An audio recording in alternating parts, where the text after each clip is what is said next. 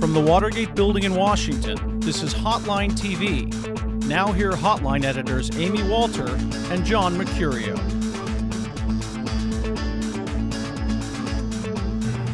Welcome one and all to Hotline TV. I am John Mercurio. And I'm not. The story of the day, you can't get away from it, Romney's speech. Yes, can I get an amen? That's what I'm talking about. Romney said the word America 31 times. Just said Mormon one time. Just once. Just once. Seems like he was talking to a wavering block of evangelical Christians who it looks like have been abandoning him for the huck. Mm-hmm. We see Romney attempting to woo this crowd again in his new ad that's running in Iowa called Not Politically Correct. Let's watch. When it wasn't politically correct, he stood up for life in Massachusetts. When it wasn't politically correct, he fought for English in the classroom.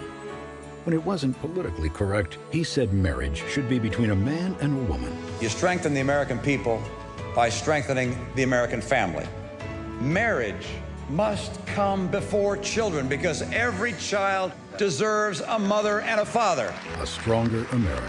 I'm Mitt Romney, and I approve this message. All right, so John, does Romney have a chance taking some of Huck's peeps? Well, I mean, the problem for Romney is that these were his peeps in the first place. These are the reason that he was that he was running so far ahead in Iowa and in South Carolina and to a lesser extent in New Hampshire. Mm-hmm. But recently we've seen them go towards Huckabee, and frankly, that's for Romney's critics, a large part of the reason that he ended up giving the speech in the first place. He's resisted doing this for months, and now, losing ground in Iowa and South Carolina, he comes out and gives his speech. That undercuts the message quite a bit, I think, to people who are watching this thing closely. It's a little bit insider baseball, but I think to a large extent, people are saying, would he have given this speech? Does he actually believe these things, or did he just feel as though it was necessary as he tries to sort of stop the hemorrhaging of the evangelicals who are going to Huckabee? The early reviews of the evangelical community are very strong, though. I mean, they're okay. They're mixed to strong. On the blogosphere, that's true. On the blogosphere. Mixed, but you're right. And evangelicals, I'm sorry. That's right. They seem to be very strong. They like the fact that he sort of took this issue on straightforwardly,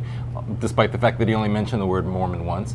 And I think it ultimately could end up being a benefit to him. Whether it's enough to staunch the flow of Huckabee's gains or something like that, I think is debatable.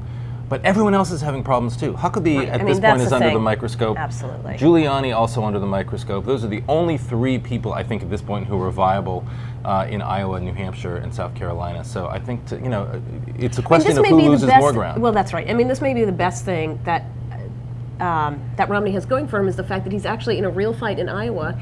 And if you want to say who can survive for 3 more weeks of scrutiny, Huckabee, who has no staff and very little money, and no infrastructure, or the guy who maybe has some baggage but has all those other 3 things, I would pick the guy who has the infrastructure and the money and the know-how to get through. And then he can say, coming into New Hampshire, I got a tough fight, and I pushed back. I showed you that I can win. Right. Exactly. That I know how to win, and I can take on Hillary Clinton or Barack Obama or whoever it is. And that gives him, he's already moving ahead. He continues. I mean, what's fascinating is to watch the difference between Iowa and New Hampshire, just in terms of where the votes are going, and that as Romney has slid in Iowa, he keeps rising in New Hampshire.